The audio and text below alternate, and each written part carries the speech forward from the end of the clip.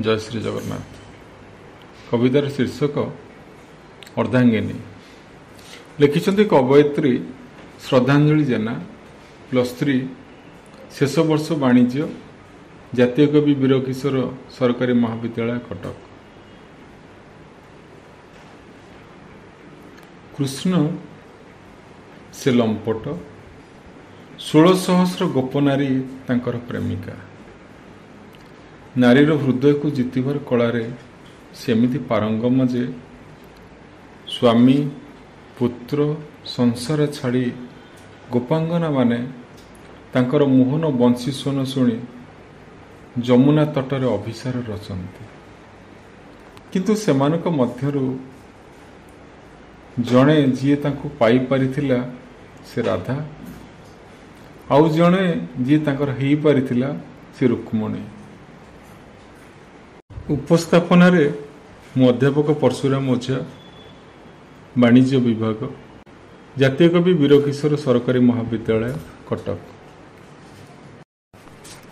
राधा राधा से जे क्यों तपस्विनीर ना, रुक्ष मरुड़ी रे मला माटीर आ। राधा अटे उज्ज्वल राइजे गोपन अंधारी गाँ। राधा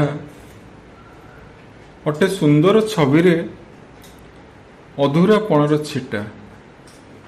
किंतु राधा जे कृष्ण कपाल रे भाग्यर परिहास।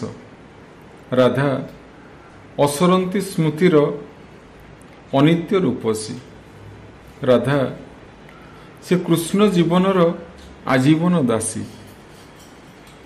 रुक्मणी रुक्मणी से सुखिला माटी रे भिजा श्रावण छिटा। से सबुज धरारे शस्य श्यामलार गाँ। अधूरा गछरे संपूर्णतार संज्ञा।